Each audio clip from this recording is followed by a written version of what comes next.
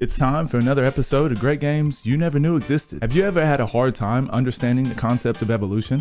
Not in a Pokemon type of way, but in a historically accurate version that depicts life from millions of years ago all the way up until current times? Well, EVO, The Search for Eden is exactly that game. Produced by Enix, it's a fun little action RPG platformer for the Super Nintendo and also one of the most criminally underrated RPGs of all time. One of my favorite types of video games are the ones that let you briefly play as another type of character, such as Yoshi's Island, where you can turn Yoshi into a vehicle, Claymation, where you change into different types of clay animals, and Mega Man X, where you get to control different types of mechs for short periods of time. EVO, The Search for Eden allows you to play as many different species throughout the entire game, while also allowing brief transformations into other species.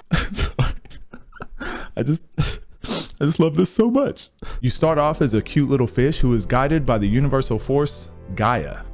She says that every time. You see, the whole meaning behind evolution and life's mysteries is blah, blah, blah. I don't care. I'm here to f it up. Starting off as a puny minnow thing, and after killing a few jellyfish and eating their meat, we evolve into a less puny minnow thing.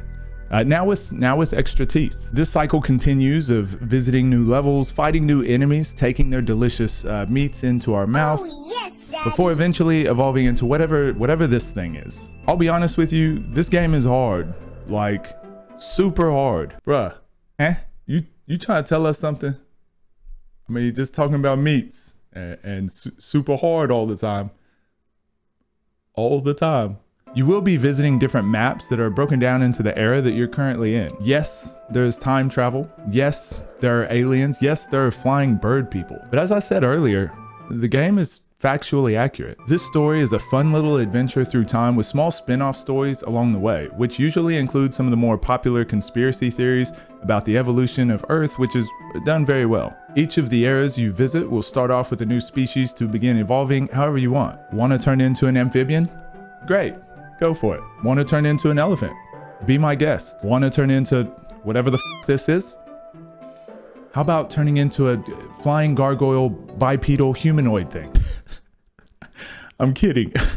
Of course you can't turn, or can you? This one to me is personally my favorite evolution in the entire game. Regardless of whatever animal fetish you have, there's sure to be an evolution for you. Just gather up enough succulent meats and put them into your mouth. And you use those EP points to evolve your character one appendage at a time. Luckily, this completely restores your health whenever you evolve something.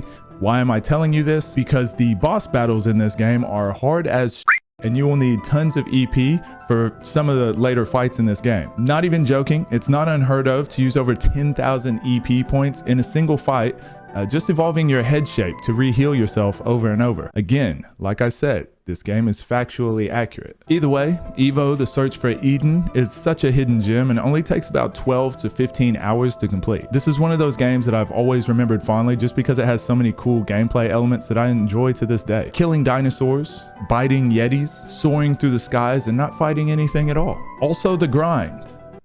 It's just so much grinding. Anyways, go play this game. You might just learn something while having a great time, because again, the game is super factual. And hard. Meats. Huge shout out to the Patreon members as always. I love you guys. You're the best. To the rest of you out there, if you want to see more games and hidden gems like these, then you should click here.